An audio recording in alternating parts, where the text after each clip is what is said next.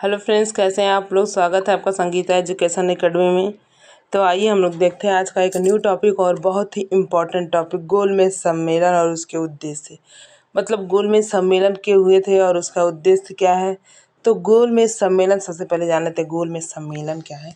गोलमेज ब्रिटिश सरकार जो भारत पे राज कर रही थी, उन्हें डर हो गया कि अब हमारा सत्ता भारत में ज़्यादा दिन तक चलने वाला नहीं है। इसलिए उसने लंदन में ये एक गोलमेज सम्मेलन का आयोजन किया।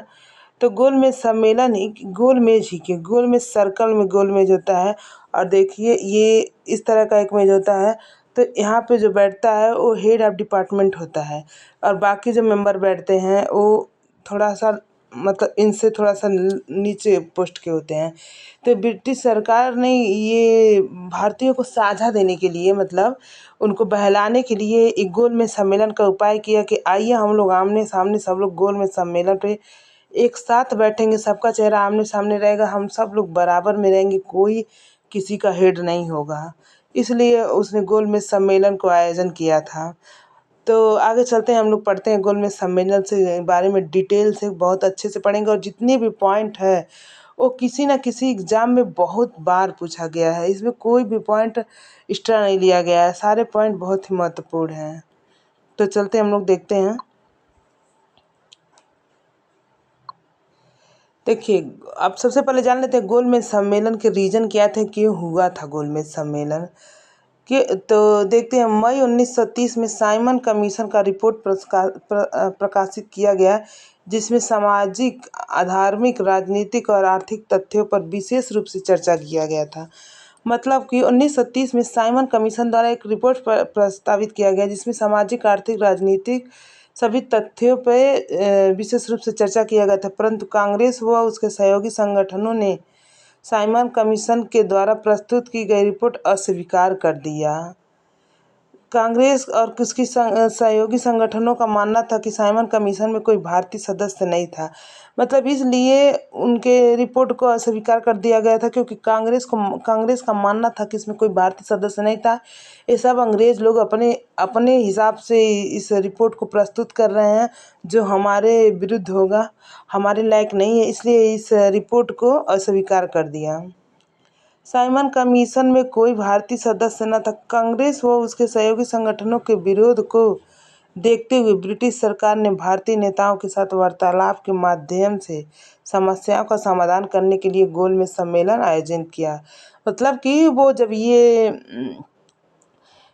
जो रिपोर्ट आया, इसको जब भारत के लोग अस्वीकार कर दिए, कांग्रेस दल अस्वीकार कर दिया, तो वो जो ब्रिटिश थे वो डर गए कि अब हमारा सत्ता ज़्यादा दिन तक भारत में रहने वाला नहीं है। इसलिए इन्होंने आपस में समझौता करने के लिए, समस्याओं का समाधान करने के लिए गोल में सम्मेलन का आयोजन किया।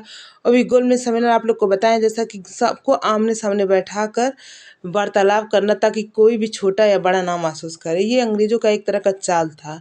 तो आइए हम लोग देखते हैं प्रथम गोलमेज सम्मेलन क्यों हुआ और कब हुआ।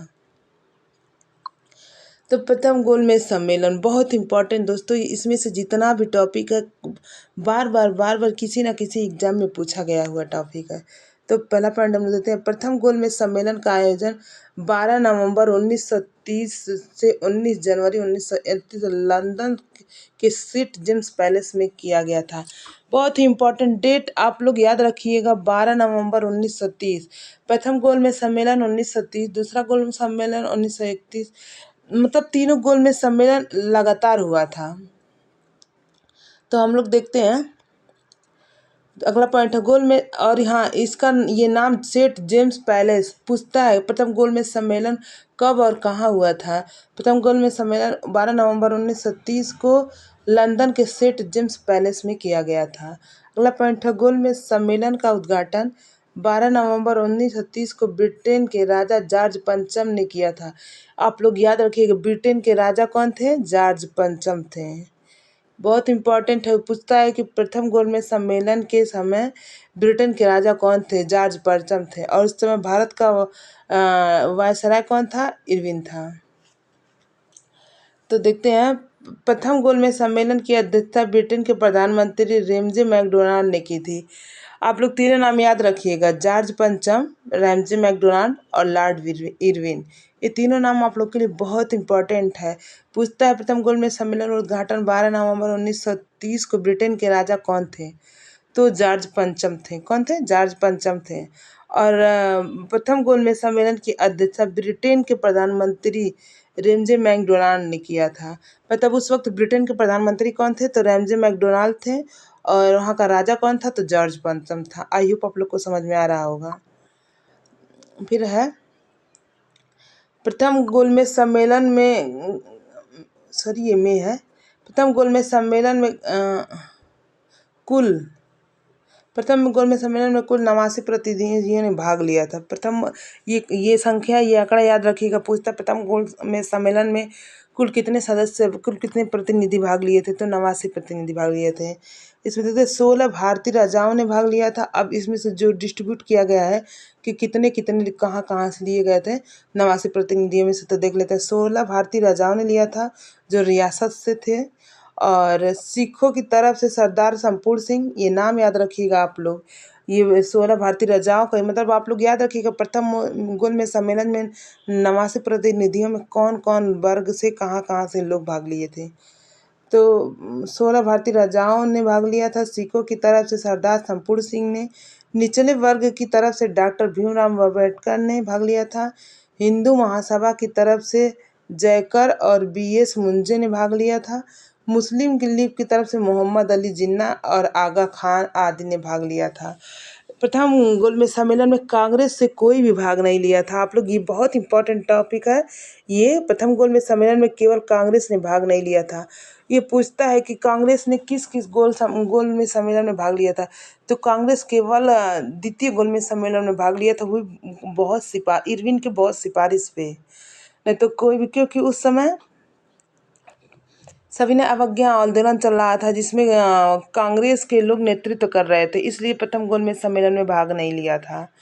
तो देख लेते हैं, इसमें 89 लोगों में से इतने लोग भाग लिए थे और प्रथम गोलमेज सम्मेलन में कांग्रेस ने नहीं भाग लिया था। आप लोग याद रखिएगा, बहुत इंपॉर्टेंट फैक्ट है। फिर आगे चल के देखते हैं हम लोग। प्रथम गोलमेज सम्मेलन में मुसलमानों और डॉक्टर अम्बेडकर की तरफ से निर्वाचन मंडल की बात की गई। मतलब प्रथम गोलमेज सम्मेलन में मुसलमानों और डॉक्टर अम्बेडकर की तरफ से अलग निर्वाचन मंडल की मांग की गई। डॉक्टर अम्बेडकर दलितों के लिए, दलित वर्गों के लिए अलग निर्वाचन मंडल का मांग कर रहे थे, क्योंकि उन्हें डर था कि कहीं मतलब हिंदुस्तान पाकिस्तान का बंटवारा होने पे हमारे दलित वर्ग पीछे न रह जाए, इसलिए अम्बेडकर साहब ने अलग निर्वाचन मंडल का मांग किया, जो गांधी जी को नहीं मंजूर था। गांधी जी कह रहे थे कि अगर हमारे अलग निर्वाचन मंडल हमारे हिंदू भाई में फूट पड़ जाएगा, दलित और उच्च वर्गों में फूट पड़ जाएगी, हिंदुओं में दिक्कत हो जाएगी, इसलिए गांधी जी इस अलग निर्वाचन मंडल को मांग को पारित नहीं कर रहे थे। फिर देखिए, प्रथम गोलमेज सम्मेलन में प्रतिनिधियों के मध्य आपसी सहमति न हो पाने के कारण सम्मेलन असफल हो गया। मतलब प्रथम गोलमेज सम्मेलन में प्रतिनिधियों के मध्य आपसी सहमति न हो पाने के कारण प्रथम गोलमेज सम्मेलन असफल हो गया था। फिर आगे चलते हैं हम लोग। प्रथम गोलमेज सम्मेलन के बाद ब्रिटिश सरकार ने सौहार्द बढ़ाने के लिए, मतलब अपना मतलब दिखाने के लिए, दिखावे में कि हम आपके साथ हैं भारतीय, आप लोग आइए और हमारे साथ बातचीत करिए, दिखावे में पढ़ाने के लिए 1931 में महात्मा गांधी को जेल से रिहा कर दिया था। मतलब अपनी बड़प्पना दिखाने के लिए महात्मा गांधी को 1931 में जेल से रिहा कर दिया था।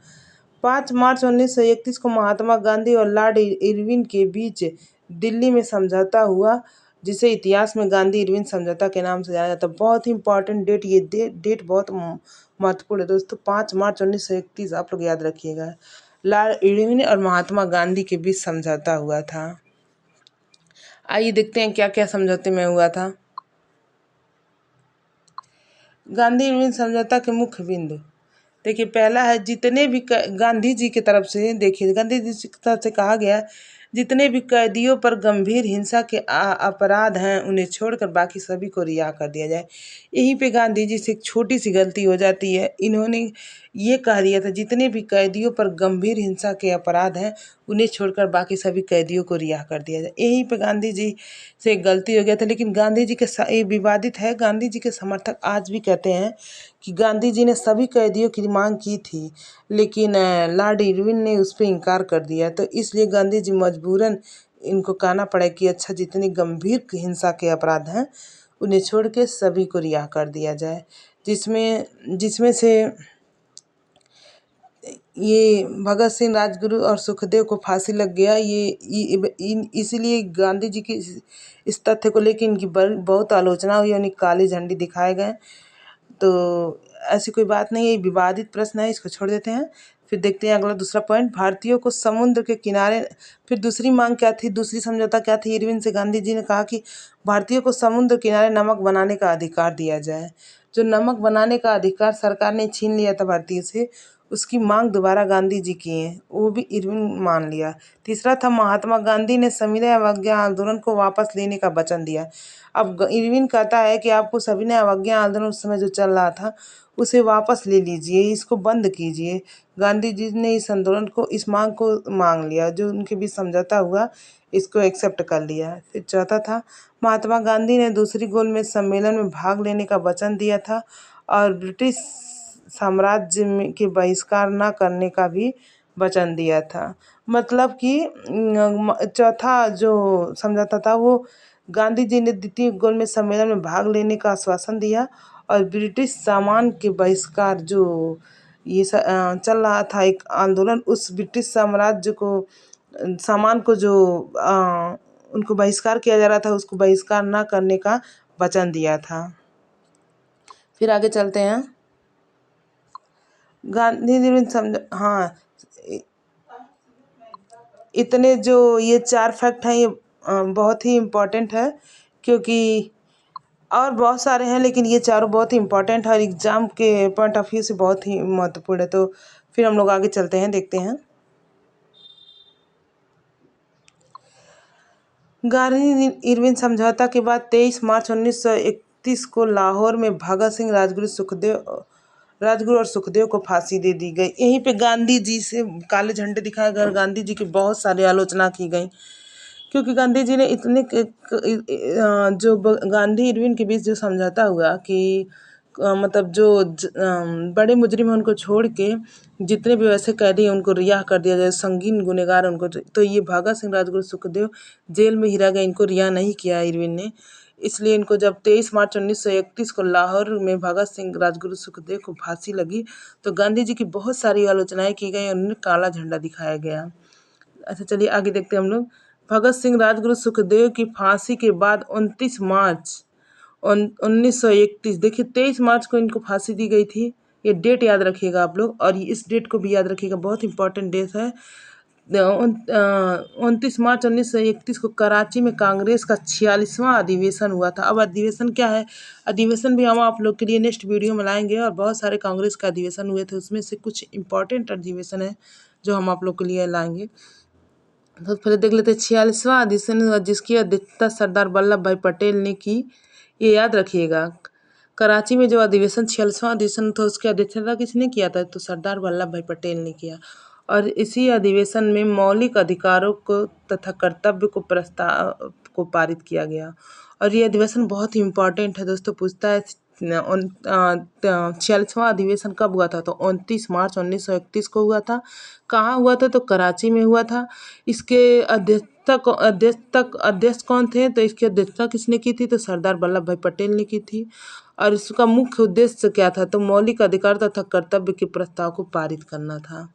आई होप आप लोग को समझ में आ रहा होगा। आगे चलते हैं हम लोग। फिर देखते हैं हम लोग आ गया द्वितीय गोलमेज सम्मेलन।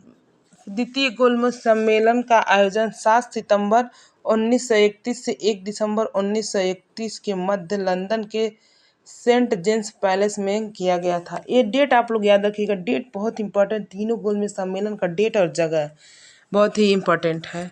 देखते हैं फिर द्वितीय गोलमेज सम्मेलन में कांग्रेस की ओर से महात्मा गांधी, मदन मोहन मालवीय, सरोजनी नायडू, इसमें महिला भी भाग ली थी इस अधिवेशन में, एनिवेसेंट आदि ने भाग लिया था। मतलब द्वितीय गोलमेज सम्मेलन में कांग्रेस की ओर से महात्मा गांधी, केवल एक प्रतिनिधि कांग्रेस के तीनों गोलमेज सम्मेलन में, दूसरे में एक कांग्रेस के प्रतिनिधि ने भाग लिया था, वो भी केवल महात्मा गांधी जी ने।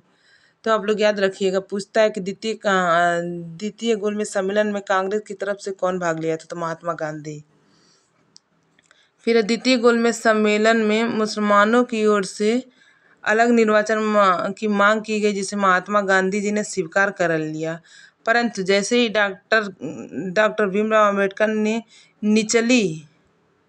निचली वर्ग के लिए अलग निर्वाचन की मांग की, तो महात्मा गांधी ने इसका विरोध कर दिया। मतलब जैसे जब मुस्लिम वर्गों के लिए निर्वाचन की मांग की गई तो गांधी जी ने स्वीकार कर लिया, लेकिन जब अंबेडकर साहब ने दलित वर्गों के लिए अलग निर्वाचन मंडल की मांग की तो गांधी जी ने साफ साफ इनकार कर दिया। क्यों? क्योंकि वो कह रहे थे कि हमारे हिंदू भाइयों में फूट पड़ जाएगी, इसलिए हम अलग निर्वाचन मंडल को स्वीकार नहीं करते हैं। महात्मा गांधी के विरोध के चलते द्वितीय गोलमेज सम्मेलन को बिना किसी निर्णय के 1 दिसंबर 1931 को समाप्त कर दिया गया। ये डेट आप लोग याद रखिएगा, बहुत इम्पोर्टेंट है। जब अम्बेडकर के द्वारा मांगी गई अलग निर्वाचन मंडल को स्वीकार करने से मना कर दिया, तब ये गोलमेज सम्मेलन को रद्द कर दिया गया और 1 दिसंबर 1931 को समाप्त कर दिया गया था। फिर देखते हैं द्वितीय गोलमेज सम्मेलन की असफलता के बाद महात्मा गांधी ने 4 जनवरी 1932 को पुनः सविनय अवज्ञा आंदोलन शुरुआत की। ये डेट याद रखिएगा, बहुत ही इम्पोर्टेंट डेट है दोस्तों। द्वितीय गोलमेज सम्मेलन जब असफल हो गया, तब 4 जनवरी 1932 से पुनः सविनय अवज्ञा आंदोलन जो अवस्थित कर दिया था, जो रोक दिया गया था, उसे फिर स्टार्ट कर दिया गया। परंतु निचली वर्ग का समर्थन न मिलने के कारण, जब निचली वर्ग का समर्थन न मिलने के महात्मा गांधी ने 7 अप्रैल 1934 को सविनय अवज्ञा आंदोलन स्थगित कर दिया। निचले वर्ग का समर्थन क्यों नहीं मिला? क्योंकि उन्हें पता चल गया था कि अम्बेडकर ने अलग निर्वाचन मंडल की मांग की थी, जो गांधी जी ने अस्वीकार कर दिया, इसलिए उन्हें निचली वर्ग का समर्थन नहीं मिला और ये आंदोलन उनको रोकना पड़ा। आई होप आप लोग एक एक पॉइंट बहुत अच्छे से समझ रहे हैं और समझते भी चलिएगा, क्योंकि आप लोग इसमें से कोई एक्स्ट्रा पॉइंट नहीं लिया गया, आप लोग के एग्जाम के लिए बहुत ही महत्वपूर्ण है। तो फिर देख लेते हैं हम लोग। 16 अगस्त 1932 को ब्रिटिश प्रधानमंत्री जेम्स मैकडोनाल्ड के द्वारा सांप्रदायिक पंचायत की घोषणा की गई, जिसके तहत निचले वर्ग के लिए अलग निर्वाचन का प्रावधान किया गया। अब देखिए इसमें अंग्रेजों की क्या चाल है। जब गांधी जी ने अलग निर्वाचन मंडल दलितों के लिए मांग को अस्वीकार कर दिया गया था, तो इसमें रैमजे मैकडोनाल्ड ने सोचा कि इनको अलग निर्वाचन मंडल की मांग को अगर स्वीकार कर लिया जाता है तो ये आपस में फूट पड़ जाएगा और हमें राजनीति करने में सुविधा हो जाएगी। इसलिए इसने अलग निर्वाचन मंडल मांग की घोषणा की गई, जिसके तहत निचले के वर्ग के लिए निर्वाचन मंडल पर प्रावधान किया गया था। परंतु जैसे ही महात्मा गांधी जी को इसकी खबर हुई तो उन्होंने आमरण अनशन शुरू कर दिया। मतलब कि जब अंग्रेजों ने, ब्रिटिश सरकार ने इस मांग को, अलग निर्वाचन मांग को स्वीकार कर लिया कि अलग निर्वाचन मंडल को स्वीकार किया जाए, तब गांधी जी को जैसे ही बात पता चली, इन्होंने आमरण अनशन शुरू कर दिया। इसके बाद कांग्रेस के बड़े नेता ने डॉक्टर अम्बेडकर और महात्मा गांधी के मध्य जब आमरण अनशन इन्होंने शुरू कर दिया तो अंग्रेजों ने पकड़ के इन्हें पूना के येरवदा जेल में डाल दिया। आप लोग इस जेल का नाम याद रखिएगा, येरवदा बहुत इंपॉर्टेंट जेल का नाम है। पूछता है आमरण अनशन के समय पूना पैक्ट कहाँ हुआ था? महात्मा गांधी और अम्बेडकर के बीच पूना पैक्ट कहाँ हुआ था, किस जेल में हुआ था? तो येरवदा जेल में। इस जेल का नाम याद रखिएगा, बहुत इंपॉर्टेंट, आगे चल के हम लोग पढ़ रहे हैं इसके बारे में। तो आइए देखते हैं। इसके बाद कांग्रेस के बड़े नेताओं ने डॉक्टर अम्बेडकर और महात्मा गांधी के मध्य पुणे की येरवदा जेल में सितंबर 1932 को एक समझौता कराया था, जिसे इतिहास में पूना समझौता के नाम से जाना जाता है। बहुत ही इम्पॉर्टेंट ये पूरा पॉइंट है, बहुत इम्पॉर्टेंट। इसमें से एक भी वर्ड आप लोग छोड़िएगा मत। ये पूछता है पूना समझौता कब हुआ? 1932 में हुआ। कहाँ हुआ? पूना की येरवदा जेल में हुआ। और हाँ, इसका रीज़न क्यों हुआ? क्योंकि अंग्रेज़ों को ये डर हो गया कि कांग्रेस के लोगों को ये डर हो गया कि कहीं आमरण अनशन के चलते गांधी जी को कुछ हो जाता है, वो एक्सपायर कर जाते हैं, तो जो ये हमारे आगे की नीतियाँ हैं ये बहुत पीछे पड़ जाएंगी, क्योंकि गांधी जी में ये अनशन में बहुत शक्ति होती थी, अंग्रेज भी इनके अनशन से बहुत डरते थे। इसलिए इन्हें कांग्रेस के जो बड़े नेताएं थे उन्होंने गांधी जी और अम्बेडकर के बीच समझौता कराया, जिसे पूना समझौता या पूना पैक्ट के नाम से जाना जाता है। तो फिर आइए आगे देखते हैं हम लोग। पूना समझौता के तहत ही निचली रहेगा, निचली वर्ग के लिए आरक्षण की व्यवस्था की गई थी। मतलब पूना समझौता के तहत निचली वर्ग को आरक्षण की व्यवस्था की गई। फिर होता है तीसरा गोलमेज सम्मेलन। अब देखते हैं तीसरा गोलमेज सम्मेलन कब होगा। तीसरा गोलमेज सम्मेलन का आयोजन 17 नवंबर 1932 से 24 दिसंबर 1932 के मध्य किया गया।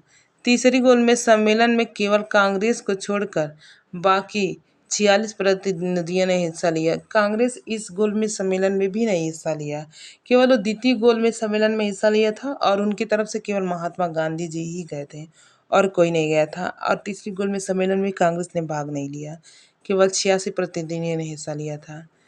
इसके बाद एक श्वेत पत्र, मतलब इन तीनों गोलमेज सम्मेलन के होने के बाद एक श्वेत पत्र, इन तीनों की जो सूचनाएं थी इस श्वेत पत्र के माध्यम से जारी किया गया था। इस श्वेत पत्र आप लोग याद रखिएगा, श्वेत पत्र के माध्यम से जारी किए। इस पर विचार करने के लिए लिन लिथगो की अध्यक्षता में एक संयुक्त समिति का गठन किया गया। ये नाम लिन लिथगो आप लोग याद रखिएगा। एक संयुक्त समिति का गठन किया गया। आगे देख लेते हैं। संयुक्त समिति ने 22 नवंबर 1934 को अपनी रिपोर्ट प्रस्तुत की और इसी के आधार पर भारत सचिव सैमुअल होर ने 19 दिसंबर 1934 को एक विधेयक ब्रिटिश संसद में पेश किया। ये आप लोग बहुत ही इम्पोर्टेंट है, पूछता है संयुक्त समिति कब बना, तो 22 नवंबर 1934 को। अब मतलब संयुक्त समिति ने अपना रिपोर्ट कब प्रस्तुत किया, तो 22 नवंबर 1934 को अपनी रिपोर्ट प्रस्तुत की और इसी के आधार पर भारत सचिव, इसी रिपोर्ट के आधार पर भारत सचिव जो उस वक्त के सचिव थे सैमुअल होर ने 19 दिसंबर 1934 को एक विधेयक ब्रिटिश संसद में पेश किया। फिर अगला 3 अगस्त 1935 को ब्रिटिश सम्राट के द्वारा उस विधेयक को मंजूरी प्रदान की गई और यही विधेयक बाद में भारत शासन अधिनियम 1935 के नाम से इतिहास में जाना जाता है। ये 1935 का एक्ट बहुत ही इम्पोर्टेंट है दोस्तों, इसको आप लोग डिटेल में पढ़िएगा और बहुत सारे एग्जाम में बहुत बार पूछा गया, अनगिनत बार। तो आई होप आप लोग को वीडियो पसंद आई हो। तीनों गोलमेज सम्मेलन और इसमें से जो इम्पोर्टेंट तथ्य थे जो हमको लगा कि इस वीडियो में डालना चाहिए वो सब हम इस वीडियो में डाले हैं। आई होप आप लोग को तीनों गोलमेज सम्मेलन समझ में आएंगे और इसके प्रमुख तथ्य समझ में आएंगे। वीडियो अच्छा लगे तो वीडियो को लाइक कर दीजिएगा, चैनल को सब्सक्राइब कर लीजिएगा ताकि ऐसे ही वीडियो आप लोग को मिलता रहे। और हाँ, शेयर करना ना भूलिएगा।